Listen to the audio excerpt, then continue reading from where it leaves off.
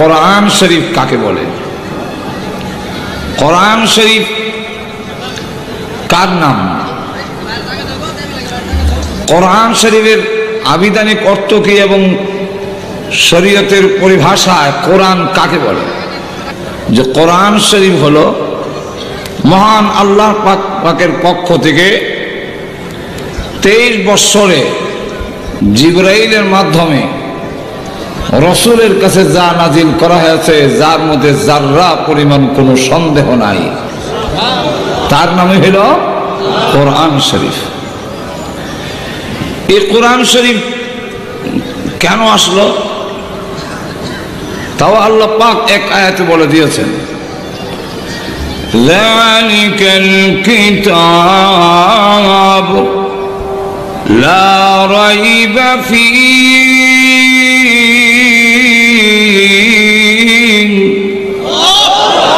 হুদাল লিল মুত্তাকিন।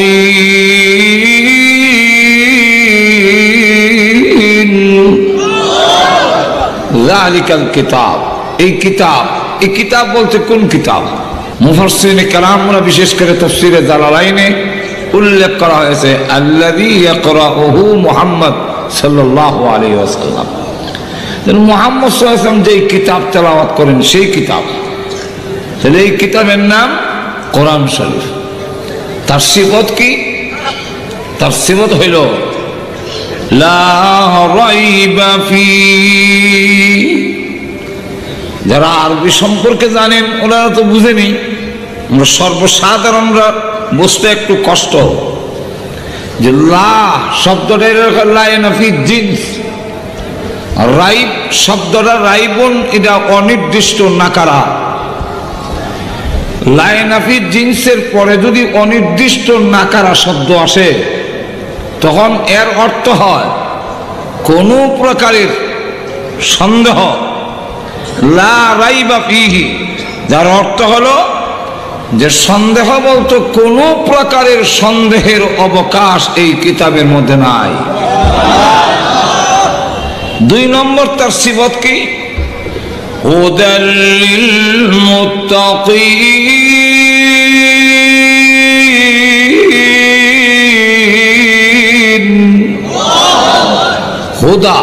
হুদা শব্দটা যদিও মাসদার, কিন্তু তার অর্থ হয় ইসমে ফাইল।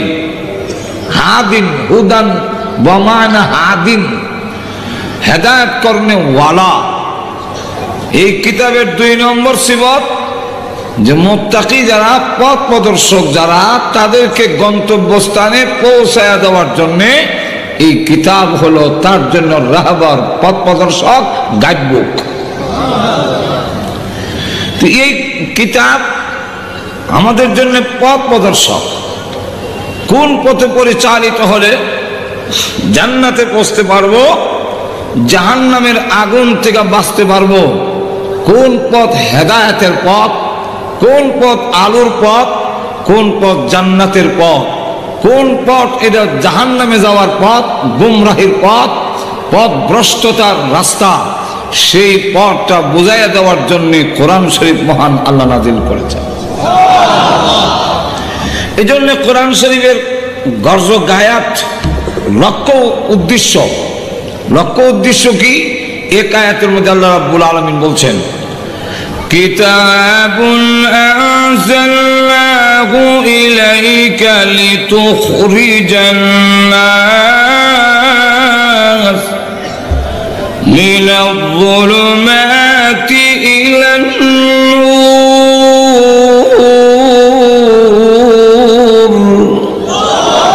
আল্লাহ রাব্বুল আলামিন বলেন, কিতাবুন আনজালনাহু ইলাইকা, হে মুহাম্মদ সাল্লাল্লাহু আলাইহি ওয়াসাল্লাম, আপনার কাছে যে কিতাব নাজিল করেছি, এই কিতাব কেন নাজিল করলাম?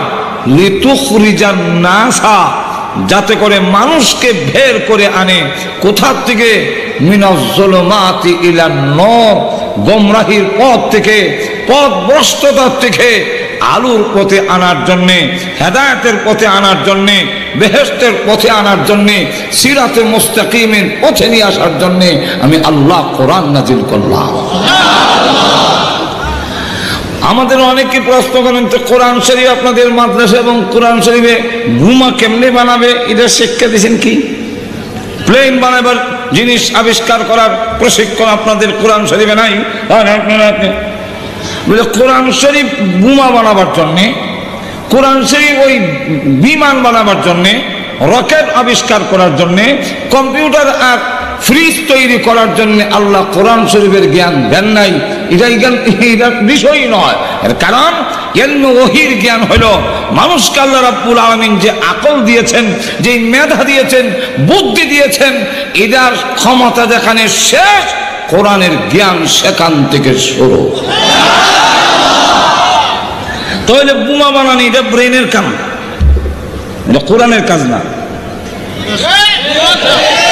রকেট বানানি এটা ব্রেনের কাজ, এটা কোরআনের কাজ না। কিভাবে? এটা বোঝার জন্য আল্লাহ আলাদা জ্ঞান দিচ্ছেন। আমরা দেশে লাঙ্গল আছে না হাল চাষ করার জন্য? আচ্ছা, গাজীপুর জেলার ভিতরে কি কোথাও আছে যে লাঙ্গল বানাবার কারিগরি শিক্ষা প্রতিষ্ঠান? লাঙ্গল কি আপনাদের দেশের ইঞ্জিনিয়ার কোন কলেজে পড়ায় বানাইছেন, নাকি মানুষের জ্ঞান দিয়ে বানাইছে?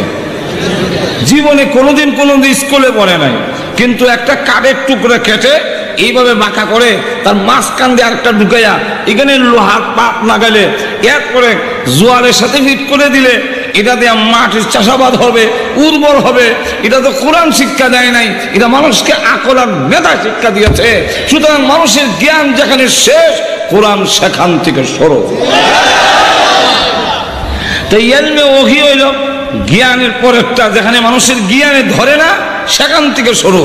বেহেশতের পথ জ্ঞান দিয়ে খুঁজে বের করা যায় না। এর জন্য কোরআনের দরকার। তাই আপনারা যদি বলেন যে আমরা কি বলছি নাকি যে আমাদের পথ দেখান, কোরআন শরীফ আল্লাহ পাঠিয়ে দিলেন, মানে হ্যাঁ, আমাদের দরখাস্তের বিনিময়ে মহান আল্লাহ কোরআন দিয়েছেন। দরখাস্ত কোথায় করলাম বলে এর আগের সূরা সূরাতুল ফাতিহা, সেখানে কি আপনারা বলেন নাই আল্লাহর কাছে যখন বলছিলেন আলহামদুলিল্লাহি রাব্বিল আলামিন, আলহামদুলিল্লাহি রাব্বিল আলামিন বান্দা যখন উচ্চারণ করে, হাদিসে কুদসি দুই হাদিস আছে। এক হাদিস হলো আল্লাহ তখন তাৎক্ষণিকভাবে জবাব দেন হামিদানি আব্দি। আরেক হাদিসে কুদসির মধ্যে আসছে যখন বান্দা বলে আলহামদু, সঙ্গে সঙ্গে আল্লাহ পাক জবাব দেন কালাল্লাহু আযজা ওয়া জাল্লা লিমানিল হামদ, কার প্রশংসা? তখন বান্দা জবাব দেয় লিল্লাহ, আল্লাহর জন্য। কার জন্য? আল্লাহ নিজেই প্রশ্ন করেন মানিল্লাহ, আল্লাহকে? তখন বান্দা জবাব দেয় রব্বিল আলামিন, সারা জাহানের পালনেওয়ালা যেই আল্লাহ, সেই আল্লাহর প্রশংসা করছি। কালাল্লাহু আযজা ওয়া জাল্লা, মানে রব্বুল আলামিন। রব্বুল আলামিন কে? মান রব্বুল আলামিন? তখন বান্দা জবাব দেয় আর রহমান, তিনি পরম করুণাময়। তখন আল্লাহ জিজ্ঞাসা করেন মানির রহমান? তখন বান্দা কয় আর রহিম, তিনি পরম দয়ালু। বান্দা যখন বলে, আল্লাহ তখন জিজ্ঞাসা করেন মানির রহিম? বান্দা তখন দেয় মালিক ইয়াউমিদ্দিন, তিনি কিয়ামত দিবসের মালিক, বিচার দিবসের মালিক। আল্লাহ তখন জবাব দেয় আনা মালিক ইয়াউমিদ্দিন, কিয়ামত দিবসের মালিক আমি আল্লাহ, তোর সামনে হাজির। সঙ্গে সঙ্গে বান্দা তখন তার কথা পাল্টায় নেয়, কারণ এই পর্যন্ত গিয়ে আল্লাহর মারিফত হাসিল হয়ে যায় বান্দার। তাহলে এখান থেকে বোঝা যায় মারিফত যেটাকে বলা হয়, এটা যদি হাসিল করতে হয় নামাজ পড়তে হবে, সূরা ফাতিহা পড়তে হবে। নামাজ বাদ দিয়ে, সূরা ফাতিহা বাদ দিয়ে মারিফত হাসিল হয় না। এগুলা বাদ দিয়ে যা হাসিল হয় এটার নাম মারিফত নয়, মরবার পথ। মারিফত যেটাকে বলা হয়, এটা হাসিল হইতে গেলে সূরা ফাতিহা লাগবে। বান্দা এতক্ষণ পর্যন্ত আল্লাহর প্রশংসা করার পরে আল্লাহ তখন পরিচয় দেয়, আনা আনা আনা আনা মালিক ইয়াউমিদ্দিন, আমি কিয়ামত দিবসের মালিক। এই পর্যন্ত গিয়ে সূরা ফাতিহার ধরন, কথা বলার ধরন ছিল একরকম, এরপর থেকে কিন্তু ধরন পাল্টাই বেড়েছে। এতক্ষণ পর্যন্ত বলেছে সমস্ত প্রশংসা ওই আল্লাহ, যিনি তামাম জগতের পালনেওয়ালা, যিনি হলেন সারা জাহানের পালনেওয়ালা, যিনি পরম করুণাময়, যিনি হলেন পরম দয়ালু, যিনি কিয়ামত দিবসের মালিক, যিনি, তিনি, তুমি, এই সমস্ত সর্বনাম সে। আমরা তো বলি সে, তিনি, যিনি, তুমি, এই সমস্ত সর্বনাম বলা হয়। অর্থাৎ নামের পরিবর্তে যেটা বসে এটাকে বাংলা ভাষায় বলা হয় সর্বনাম। কি নাম? আপনাদের কঠিন লাগতেছে নাকি? সহজ করব, একটু একটু একটু সুযোগ দেন না, অসুবিধা হইতেছে আপনাদের? নামের পরিবর্তে যেটা বসে এটা আমাদের বাংলা ভাষায় বলে সর্বনাম। তো তিনি আর যিনি শব্দটা যদি আপনি আমার প্রশংসা করতে হয়, বলতেছেন আমার নামে প্রশংসা হোক আর বদনামই হোক, তবে আমি না থাকলে বলবেন তিনি, যিনি, উনি যা করলো, যদি ঘন্টা খেনা এইভাবে বলে। আর যখন উপস্থিত থাকে, সামনাসামনি হয়, তখন এই ওই লোকের সর্বনাম যে ব্যবহার হয় তখন বলা হয় তুমি। যখন কি বলা হয়? বাংলা ভাষায় তুমি এবং তার বিকল্প আরো শব্দ আছে আমনে, কিন্তু ইংরেজিতে এটার মধ্যে ইউ ছাড়া আমনের কোনো শব্দই নাই, তুমি ছাড়া কোনো শব্দই নাই। এমন লক্ষ্য করে দেখেন এই পরিস্থিতিতে এতক্ষণ পর্যন্ত বলছেন তিনি আর যিনি, কিন্তু ইয়াকা নাবুদুর মধ্যে গিয়া কথার ধরন পাল্টাইয়া বলে ইয়াকা নাবুদু ওয়া ইয়াকা নাস্তাঈন।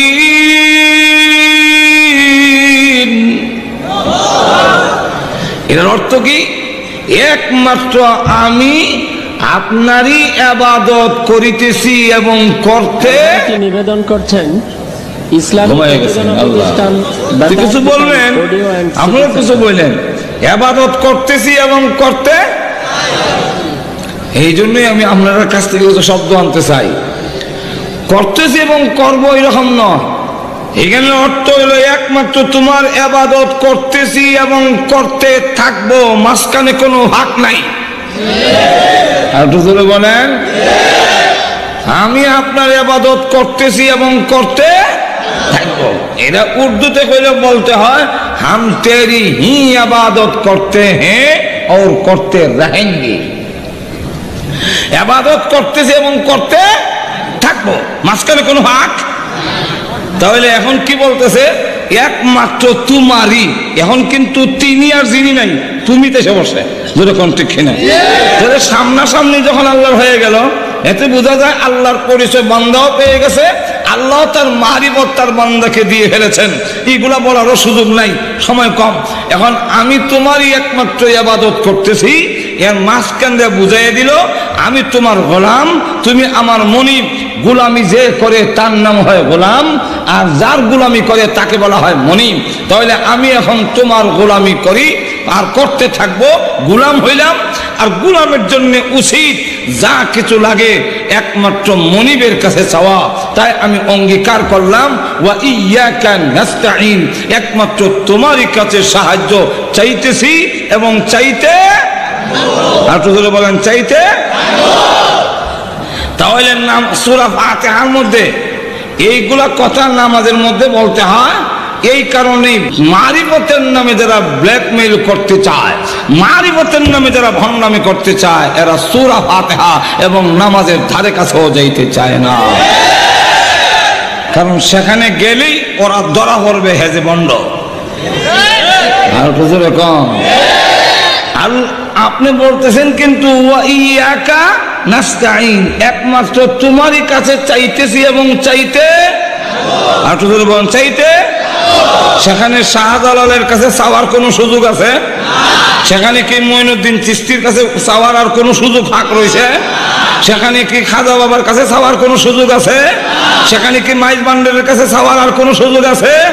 সেখানে কি দেওয়ানবাগের কাছে চাওয়ার মতো আর কোনো সুযোগ আছে? সেখানে কি আট টুসির কাছে চাওয়ার মতো আর কোনো সুযোগ রয়েছে? সুতরাং প্রকৃত মুমিন যারা, তারা কখনো আল্লাহ ছাড়া পৃথিবীর কারো কাছে চাইতে জানে না। এখন আসুন, আল্লাহ তখন জিজ্ঞাসা করেন, আমি যখন মনিব, তুই যখন আমার গোলাম, আমার কাছে চাবি, এটাই হলো নিয়ম। এবার বল তোর কি দরকার? মা তাস্তাঈনু, মা তাস্তাঈন, কি সাহায্য তোরে করব? বান্দা তখন সঙ্গে সঙ্গে বলে, ইহদিনাস সিরাতাল মুস্তাকিম।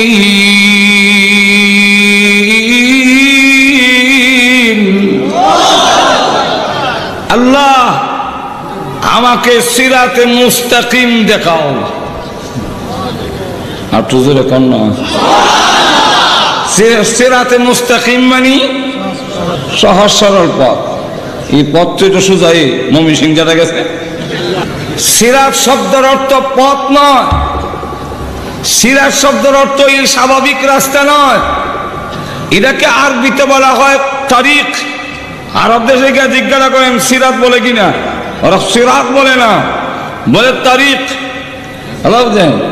আপনারা যারা হজে মিকা দেখবেন, ওরা বলবে বসে থাকলে ইয়া আল্লাহ হাজি গুম গুম, গুম মানে কম আর কি, এরা হয় গুম, কাপড়ে গাপ দিয়ে বলবে গুম, গুম মানে উঠো, কম।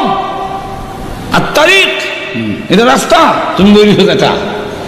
এমন লক্ষ্য করে দেখেন, আল্লাহ এখানে রাস্তা বলেন নাই, বলছেন সিরাতে মুস্তাকিম। সিরাতে মুস্তাকিম কাকে বলে? এই জন্যে আল্লামা ইদ্রিস কান্দলবী রাহমাতুল্লাহ আলাইহি যে তাফসীরের কিতাব লিখেছেন, তার নাম দিয়েছেন মারিফুল কোরআন। মারিফুল কোরআন কিতাব, তাফসীরের কিতাব, এক নামে দুই কিতাব, কিন্তু লেখক দুইজন। একজনের নাম হলো ইদ্রিস কান্দলবী, আরেকজনের নাম হলো মুফতি শফি। এখন দুই নামে দুইজনের লেখক, নাম এক কিতাব, কিতাব দুইটা, নাম একটা। নাম কি? মারিফুল কোরআন।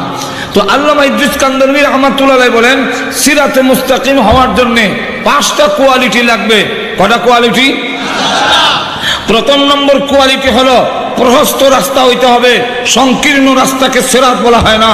2 নম্বর হলো যে রাস্তা শুরু হয়েছে মাঝখানে গিয়ে শেষ হয়ে যায়, এটার নাম সিরাতে মুস্তাকিম না। যে রাস্তা এখান থেকে শুরু হয়েছে সিংহে শেষ, এরপরে আর নাই, এই রাস্তার নাম সিরাত বলা হয় না। তবে কোন রাস্তার নাম সিরাত? যা গন্তব্যস্থানে না পৌঁছাইয়া শেষ হবে না, সেই রাস্তার নাম সিরাতে মুস্তাকিম। শুরু হয়েছে এক জায়গা থেকে, আপনি যেখানে যাওয়ার সেখানে যাওয়ার পরে শেষ হবে, এরা পর্যন্ত শেষ হবে না, এমন রাস্তার নাম সিরাতে মুস্তাকিম। সুতরাং ওই রাস্তার নাম সিরাতে মুস্তাকিম, যেই পথে চলতে থাকলে জান্নাত পর্যন্ত পৌঁছবেন, মাঝখানে কোনো বাধা নাই। তাহলে সিরাতে মুস্তাকিম, আল্লাহ তুমি আমাকে বেহেশতে পৌঁছার রাস্তা দেখাইয়া দাও, এই দরখাস্ত করলেন। আল্লাহ তখন বলেন, লাকা মা সাআলতা ইয়া আবদি, হে বান্দা তোমার দরখাস্ত আমি আল্লাহ মঞ্জুর করলাম। সংক্ষেপ বিস্তারিত আলোচনার সুযোগ নাই, তাই আমি আল্লাহ রাস্তা দেখাবার জন্য কোরআন শরীফ দিলাম। তোমরা যে বলছিলে বেহেশতে যাওয়ার রাস্তা, দিলাম কোরআন। জোরে বলেন ঠিক কিনা? হ্যাঁ, 30 পারা কোরআন শরীফ আমাদেরকে আল্লাহ রাব্বুল আলামিন দিয়েছেন জান্নাতের পথ দেখানোর জন্য, জাহান্নামের পথ থেকে ফেরানোর জন্য।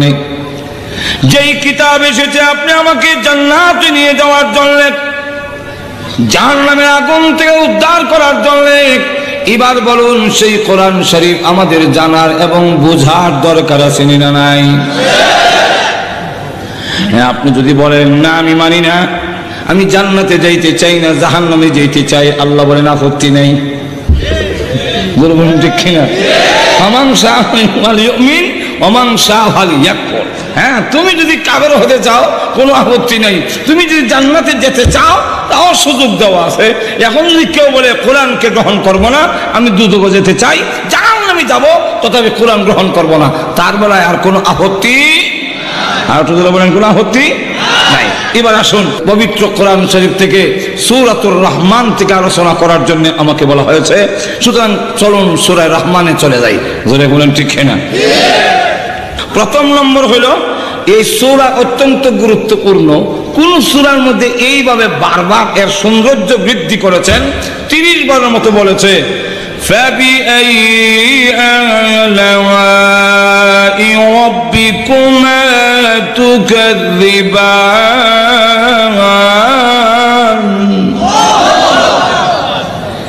এই বারবার বলে তার সৌন্দর্য আরো বৃদ্ধি করেছে। এই জন্য রাসূল বলেন প্রত্যেকটা বস্তুরই একটা সুন্দর থাকে, যখন ঠিক না? কোরআন শরীফের সুন্দর হলো সূরাতুর রহমান। এই সূরা এত গুরুত্বপূর্ণ, কাফেরদের সামনেও যখন সূরা রহমান তেলাওয়াত করা হতো তখন তারা মাথা নিচের দিকে দিয়ে রাখতো, জবাব দিতে পারত। একটু ধরে বলেন। আব্দুল্লাহ ইবনে মাসউদ রাদিয়াল্লাহু আনহু থেকে বর্ণিত হাদিস, উনি বলেন আমি রাসূলের সাথে ছিলাম, রাসূল এক জায়গায় গিয়ে গোল একটা রেখা টানলেন আর বললেন, ও আব্দুল্লাহ ইবনে মাসউদ তুমি এই জায়গায় অপেক্ষা করো, আমি আসতেছি।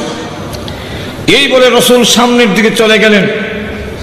সেখানে জিন্নাতের এলাকা, জিনরা বসবাস করে। রাসূল সেখানে গিয়ে সূরা রহমান তেলাওয়াত শুরু করলেন। আব্দুল্লাহ ইবনে মাসউদ রাদিয়াল্লাহু আনহু বলেন আমি নবীজির আওয়াজ শুনতেছি, তেলাওয়াত যে করতেছেন সেই আওয়াজ শোনা যায় এতটুকু দূরে। রাসূল যখনই পড়েন فَبِأَيِّ آلَاءِ رَبِّكُمَا تُكَذِّبَانِ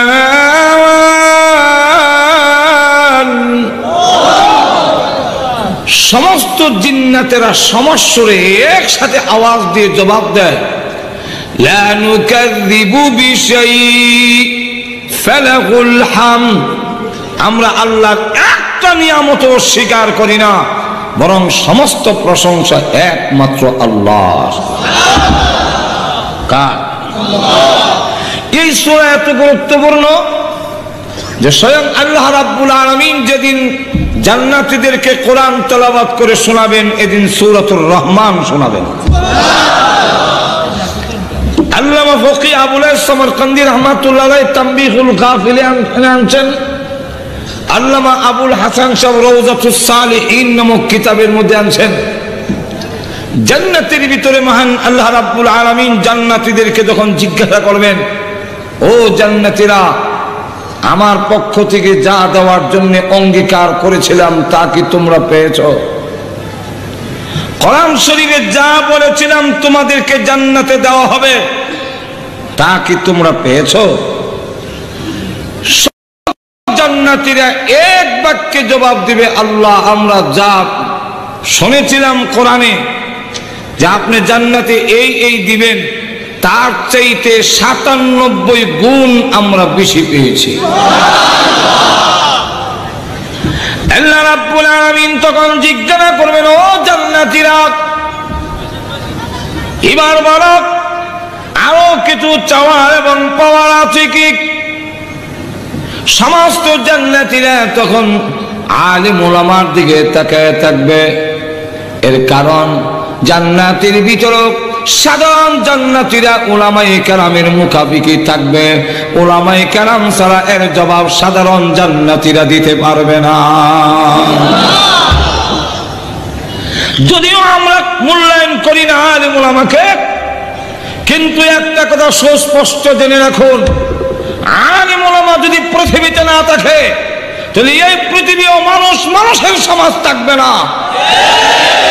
আমেরিকার সেই উন্নতের ধ্বজাধারীরা তারা দাবি করে উন্নতের চূড়ান্ত শিখরে পৌঁছেছে, কিন্তু পশুত্বের চরম শিখরে পৌঁছেছে। যেখানে ছেলে ছেলে বিয়া পড়াইয়া দেয়, এর চাইতে পশুত্ব আর কি হইতে পারে? আমেরিকাতে কিন্তু আইনগতভাবে ছেলে ছেলে বিয়া হয়। ঘুমাই গেছেন নাকি আল্লাহ জানে, শুনেন নাই জীবনে এরকম না? ছেলে ছেলে বিয়া, মেয়ে মেয়ে বিয়া, জামাই পুরুষ বউ পুরুষ। তাহলে চিন্তা করেন কেমন অসত্য। আমি তো কুত্তার মধ্যে দেখছি না, কুত্তায় কুত্তায় বিয়া, যেরকম ঠিক কিনে। তাহলে লক্ষ্য করে দেখেন, ওলামায়ে কেরাম যদি না থাকে, ওলামায়ে কেরামের নেতৃত্ব যদি না থাকে, তাহলে পৃথিবীতেও মানুষের সমান মানুষ থাকবে না, পশুতে রূপান্তরিত হয়ে যাবে। তাহলে মানুষের সমাজ প্রতিষ্ঠিত করতে হলে এখনো উলামায়ে কেরামের দরকার। এই কথাটা শুধু আমার না, অনেক উপরের লোকের কথা। বলবো না? আপনাদের অসুবিধা হচ্ছে? জান্নাতের ভিতরে উলামায়ে কেরামের মুখাফিকি, আল্লাহু আকবার। সাধারণ জান্নাতীরা বলেন কেন তারাও পারবে না এটা। জান্নাতের ভিতরে গিয়েও এমপি সাহেবের গিরি চলবে না, এমপি সাহেবের নেতৃত্ব জান্নাতের ভিতরে চলবে না, মন্ত্রী সাহেবের নেতৃত্ব জান্নাতের ভিতরে চলবে না, কিন্তু উলামায়ে কেরামের নেতৃত্ব জান্নাতের ভিতরেও চলবে।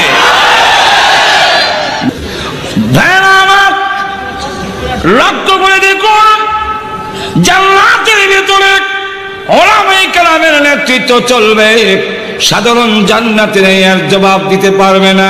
কোনটা বাকি রইল? এটা জবাব দিতে গেলে আব্দুল কাদের জিলানী লাগবে, এর জবাব দিতে গেলে মঈনুদ্দিন চিশতি লাগবে, শাহজালাল লাগবে, উলামায়ে কেরাম লাগবে। কারণ এর চাইতে বড় নিয়ামত আর কিছু হতে পারে না, সেটা হলো মহান আল্লাহ রাব্বুল আলামিনের দিদার।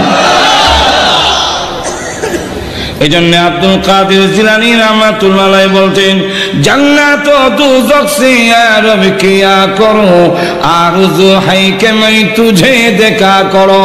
আল্লাহ জান্নাত জাহান্নাম দিয়ে আমি কি করব? আমার আকাঙ্ক্ষা হলো তোমাকে একটা নজর দেখা। এই জন্য হাদিস শরীফের মধ্যে দেখ, কিয়ামতের কঠিন ময়দানে আল্লাহ রাব্বুল আলামিন এক দলকে বলবেন জান্নাতে চলে যাও। ফেরেশতারা এসে বলবেন স্যার চলেন জান্নাতে। স্যার তখন স্যার বলবেন স্যার আসেন জান্নাতে আসেন। তখন ওই আল্লাহ ওয়ালারা জবাব দিবে, না আমি জান্নাতে যাব না। জান্নাত কি? জান্নাতে দেবেন না? না। ফেরেশতারা টানবে জান্নাতে নেওয়ার জন্য, কিন্তু ওনারা জান্নাতে যাবেন না। ওরা কারা? মুহাদ্দিসিনে কেরাম এর ব্যাখ্যায় উল্লেখ করেছেন দুই দল। এক দল হইল যারা নাকি কিয়ামতের কঠিন ময়দানে জান্নাতে যেতে চাবে না। এর একটা দল হইল ওই আল্লাহওয়ালা, যারা দুনিয়াতে ইবাদত বন্দি করেছে জান্নাত পাওয়ার জন্য নয়, আল্লাহ পাওয়ার জন্য। একটু জোরে কোন, কি পাওয়ার জন্য? জান্নাত দুজখ সে রব কিয়া করো, আরজু হাই কে मैं तुझे দেখা করো। জান্নাত জাহান্নামের দরকার নেই, আল্লাহ এগুলা বুঝি না। তোমার আকাঙ্ক্ষা আমার ভিতরে, তোমার যদি ইচ্ছা হয় গো জাহান্নামে দিয়ে দিও, কিন্তু এমন জায়গায় দিও যেখানে তাকলে তুমি মওলারে একটা নজর দেখা যায়। তোমাকে যদি আমি দেখতে পাই জাহান্নামে, তাহলে আমার কোনো আপত্তি। এটা আমরা বোঝা কঠিন। জোরে কোন ঠিক না? এক ছেলে আর এক মেয়ের সাথে খুব মহব্বত, ভালোবাসা, প্রেম। আমরা দেশে যারা প্রেম কয়, তো বড় লোকের ছেলে গরিবের মেয়ের সাথে প্রেম করে ফেলছে। বাবা এখানে বিয়ে করাতে রাজি না, বরং আরো ঘোষণা দিছে এখানে যদি বিয়ে করাইতে প্রয়োজনে ত্যায্যপুত্র করা হবে, সম্পত্তি থেকে বঞ্চিত করা হবে। মেয়ে তখন বলল যে এক কাজ করো, আমাকে ভুলে যাও, কারণ তুমি আমাকে ভালোবাসতে গিয়ে ক্ষতিগ্রস্ত হও, এটা আমি চাই না, এটা ভালোবাসার দাবি না। দোকান পাট ব্যবসা বাণিজ্য সবকিছু সম্পত্তি থেকে তুমি বঞ্চিত হয়ে যাবে, আমাকে ভুলে যাও। তখন ছেলেটা আবার সিটি দিয়ে জানাইলো, তোমাকে যদি পাই ওই কাভাসিয়ার জঙ্গলের ভিতরে থাকলেও কোনো আপত্তি নাই।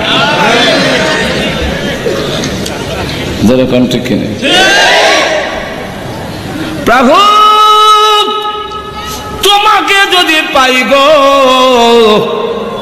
জাহান্নামের আগুনে থাকলেও কোনো আপত্তি নাই। কিয়ামতের কাঠিন ময়দানে আল্লাহর পক্ষ থেকে যখন বলা হবে ফেরেশতারা রে আমার ওই বন্ধুদেরকে জান্নাতে নিয়ে যাও, ফেরেশতারা গিয়া বলে স্যার আসেন আসেন জান্নাতে আসেন, ধমক দিয়ে বলবে জান্নাত। জান্নাত কি? জান্নাত বুঝি না, আর জান্নাত দেবেন না? বলেন না, আমি জান্নাত পাওয়ার জন্য ইবাদত করি নাই, জান্নাতের আঙ্গুরের জন্য ইবাদত করি নাই, জান্নাতের হুর পরীর জন্য করি নাই। আগে জবাব দাও, আমার মাওলা কোথায় আছে? সুবহানাল্লাহ বলবেন না। বলছি না যে আগে এগুলো আমরা বুঝবই না। আল্লাহর ওলিরা ডাক দিয়া বলে, ফেরেশতারা রে, আগে জবাব দাও, মাওলা কোথায় আছে, আমার আল্লাহ কোথায় আছে? ফেরেশতারা তখন বলবে, জান্নাতের ভিতরে না যাওয়া পর্যন্ত আল্লাহর সাক্ষাৎ হবে না, মুলাকাত হবে না। যদি আল্লাহ দেখতে হয় তাহলে জান্নাতে যেতে হবে। তখন তারা বলবেন, ঠিক আছে, জান্নাতে গেলে যদি আমার আল্লাহ দেখা যায়, আমার মাওলা পাওয়া যায়, ওই জান্নাতে আমি যাইতে রাজি আছি। আরেক দল হলো মুসলমানের যে ছোট ছোট বাচ্চারা মারা যায়, মারা যাওয়ার পরে যদি আলহামদুলিল্লাহ বলে সবুর করতে পারে, চোখের পানি তো আসবেই, কিন্তু সবুর করবে, আজরাইলকে, আল্লাহকে দোষারোপ করবে না। আমাদের সমাজে তো কিছু লোক আছে আল্লাহকে দোষারোপ করা শুরু করে, যেরকম ঠিক কিনা? আল্লাহকে দোষারোপ করে কি?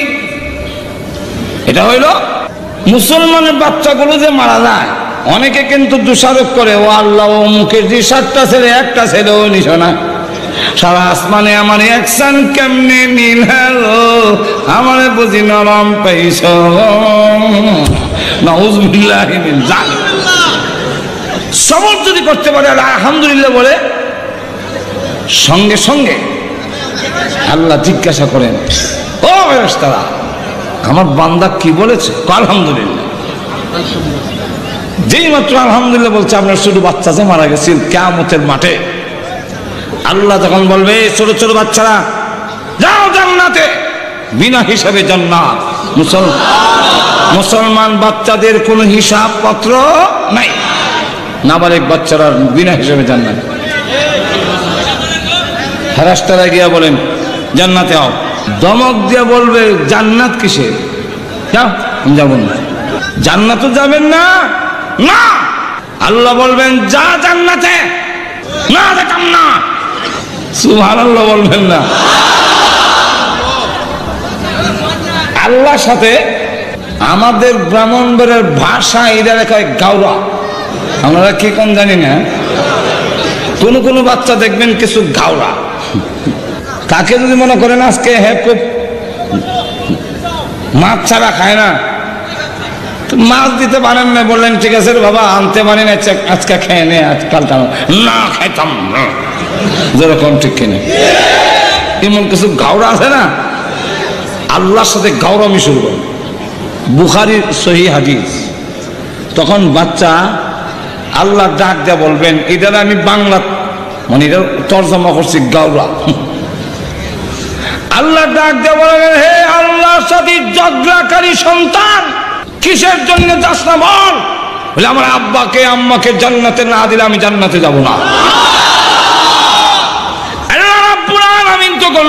বলবে, বাচ্চারা রে, তোদের দরখাস্ত মঞ্জুর করে এই মুহূর্তে তোমার মা বাপ সহ জান্নাতে যাওয়ার পারমিশন দিলাম, যাও জান্নাতে। যাই হোক, জান্নাতের ভিতরে আল্লাহ বলবেন, কোনটা বাকি রয়েছে? আল্লাহ, ওলামায়ে কেরামের হুজুর কর না। তখন হুজুররা বলবেন, আল্লাহ, জান্নাতি আঙ্গুর তো পাইছি, হুট পুরি বউ তো পাইছি, এগুলো তো দুনিয়াতেও ছিল, তোমারটা উন্নত মানের, এটা একটু নিচে, যেরকম ঠিক কিনে। তোমার বালাখানা স্বর্ণ, ইয়াকুত, জবরদস্ত পাথরের দ্বারা তৈরি, রূপার দ্বারা তৈরি, আমরা ইট সিমেন্টের তো দালান কোটা, টাইলস মাইস একবারে খারাপ না। এগুলোর জন্য তো ইবাদত করি নাই, ইবাদত করছিলাম তোমার জন্য। আঙ্গুর আর হুর পরি আর আপেল দিয়ে আমরা বুঝ দিয়ে দিছ, তুমি কো? সুবহানাল্লাহ বলবেন না।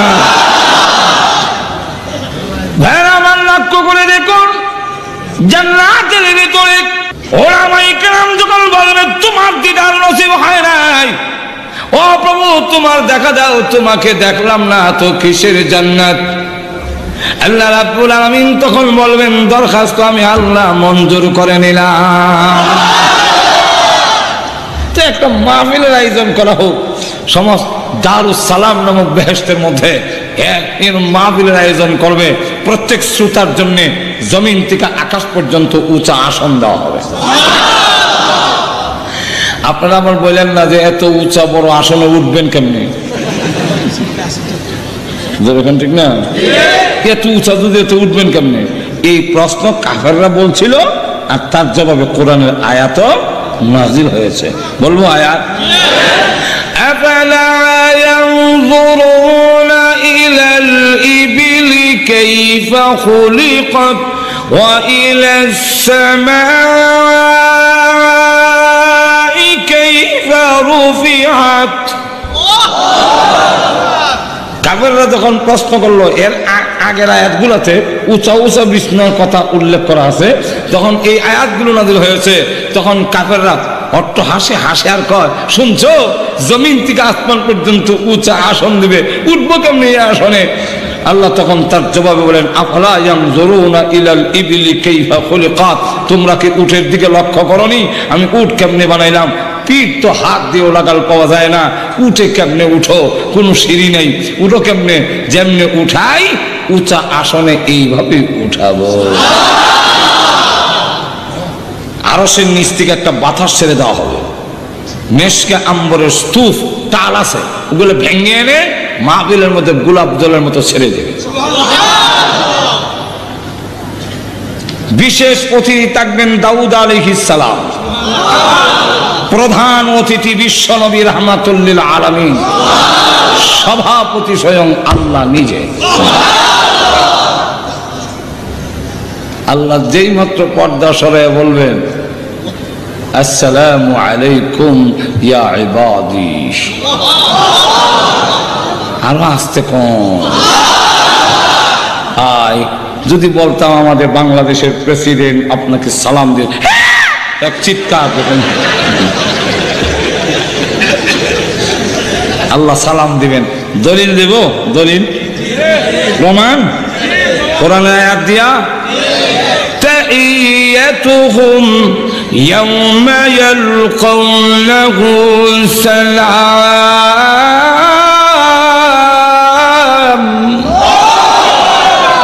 যেদিন তোমাদের সাথে আমার সাক্ষাৎ হবে ওই দিন আমি আসসালামু আলাইকুম বলবো, সালাম। এটা কোন দিন?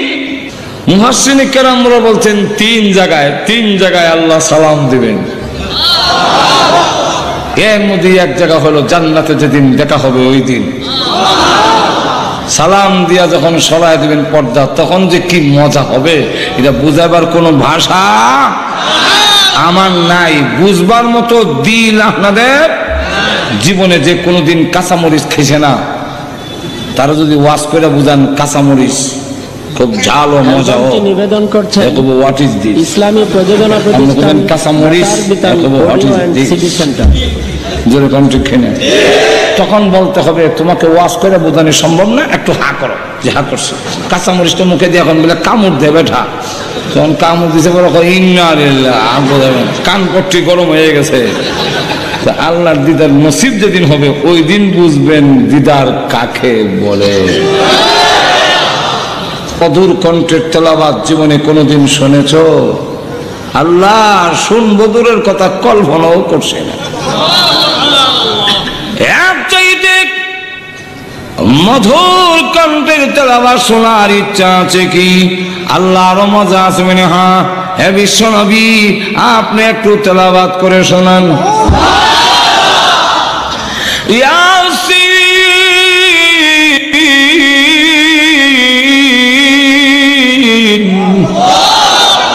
ওয়াল কুরআনিল হাকীম।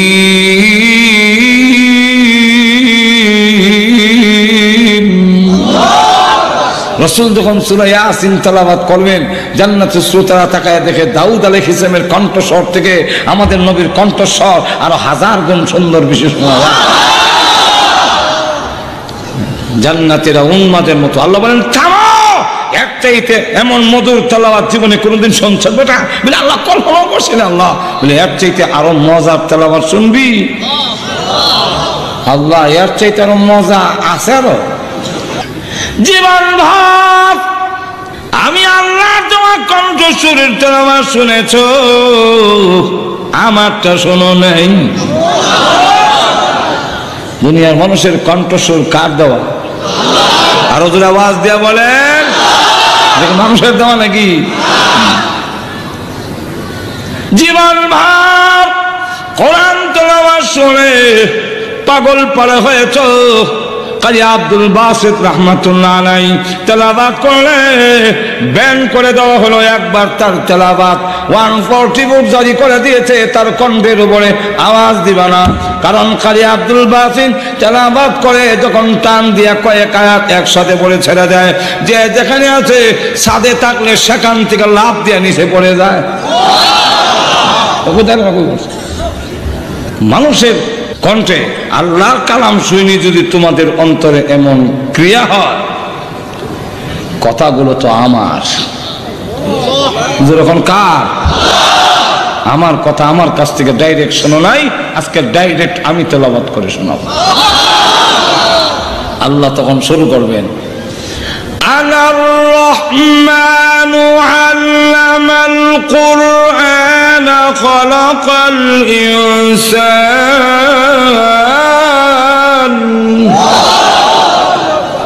আমরা বলি আর রহমান পরম করুণাময়। পরম করুণাময় কই? পরম করুণাময় কোথায়? চতুর্দিকে চোখ ঘুরাই লেখি খুঁজে পাবেন নাকি করুণাময় কোথায়? আল্লাহ ওই দিন বলবে না না আনা। সমস্ত জান্নাতীরা মানে অজ্ঞানের মতো হয়ে থাকবে, কিন্তু কান দিয়া তেলাওয়াত শুনতেছে ঠিকই। তেলাওয়াত চলো, শত শত বৎসর চলে যাবে, খবর থাকবে না। জান্নাতি উরবুনিরা টুকা লিখতে থাকবে, প্রভু গো মাহফিল সমাপ্ত করেন, আর না হয় আমরার জামাই আর পাইতাম না।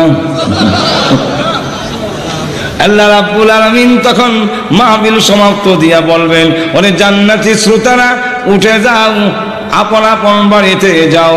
প্রত্যেক জান্নাতীরা তখন বুড়াকে উঠে আপন আপন বাড়িতে যখন গিয়া পড়বে, ওর পরিরা বড় বড় চোখ দিয়া মাথার থেকে পা পর্যন্ত খালি চায়।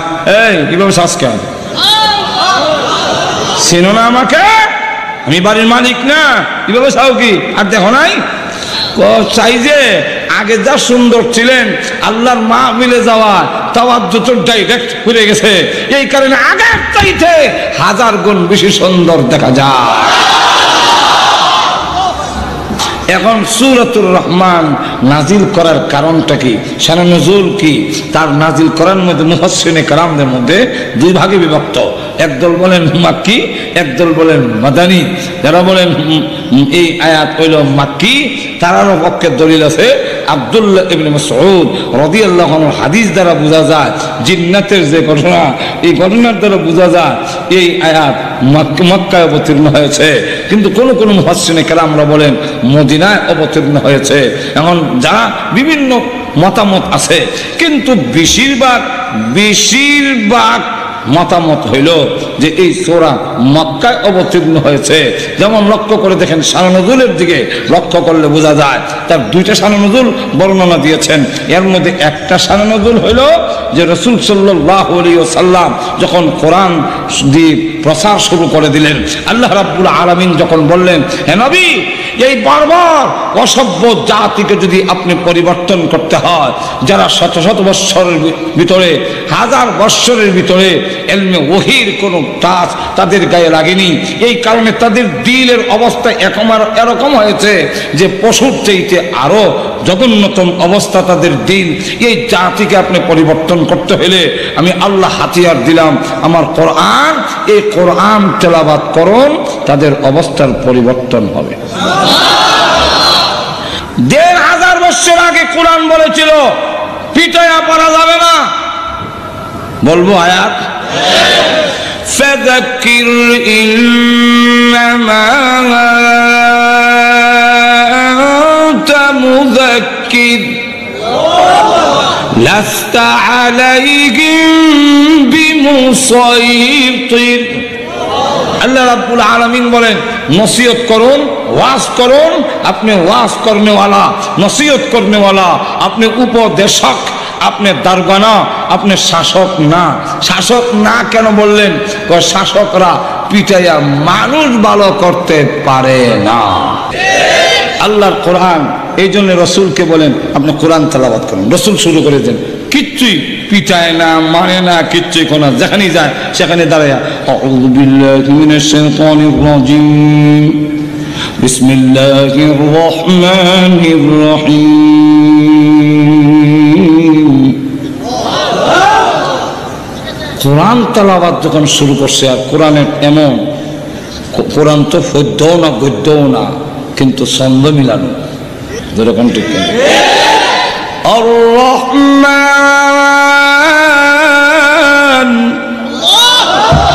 আল্লামাল কুরআন খালাকাল ইনসান আল্লামাহুল বায়ান।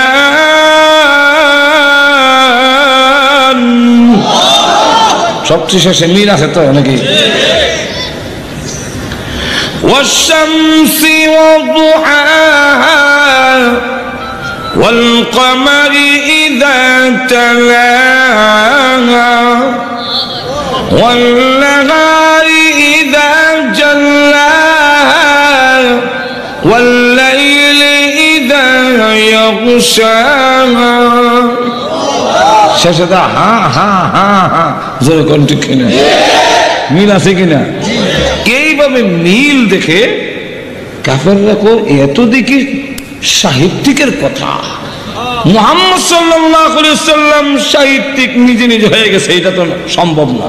আর উনি জীবনে কোনোদিন স্কুল কলেজে পড়েও নাই, বারিন্দা তো যায় নাই। যেরকম ঠিক আরো যেরকম লক্ষ্য করেন যে আল্লাহর নবী বিশ্বনবী রাহমাতুল লিল আলামিন, উনি লেখাপড়া না জানা এটা নবীর অসম্মান নয়, এটা নবীর সম্মান। আর একটু জোরে বলেন। অহংকার করা আমাদের জন্য দোষ, আল্লাহর জন্য অহংকার করা আল্লাহর সিফত গুণ। আমরা লেখাপড়া না করা এটা আমাদের দোষ, আর নবীরা দুনিয়ার স্কুল কলেজে পড়া এটা নবীর দোষ, গুণ নয়। এই জন্য যত নবী দুনিয়াতে হয়েছেন, একজন নবীও দুনিয়ার কারো কাছে লেখাপড়া করেন নাই। কিন্তু দুনিয়ার জাগতিক জ্ঞান কইরা যেখানে শেষ, নবীর জ্ঞান সেখান থেকে শুরু। পার্থক্যটা বুঝছেন? আর উস্তাদের কাছে যদি পড়েন, তো যার কাছে পড়বেন ওনার সম্মান তো বেশি হয়ে যাবে। ঈসা আলাইহিস সালামকে ওনার মা, যেহেতু আব্বা তো নাই, আব্বা সারাও দুনিয়াতে অলৌকিক ভাবে তিনি আসছেন, তো মা নিয়ে দিয়ে দিয়েছেন এক শিক্ষকের কাছে, আমার ছেলেটা একটু পড়াইয়া দেন। তো শিক্ষক কয়, বলো আলিফ। ঈসা আলাইহিস সালাম ছোট্ট বাচ্চা, তিনি বলেন আপনি আমাকে পড়াবেন? আপনি আমাকে পড়াবেন? বলে হ্যাঁ। একটু ইন্টারভিউ নিয়ে আপনি পড়াইতে পারবেন কিনা? কি ইন্টারভিউ? বলে আলিফ এটা খাড়া কেন? সব অক্ষর তো এমনি লম্বা, এটা খাড়া কেন সোজা? অন্য অন্য অক্ষরের নক্তা আছে, এটা নক্তা নাই কেন? এটা কি বুঝাইছেন হযরত?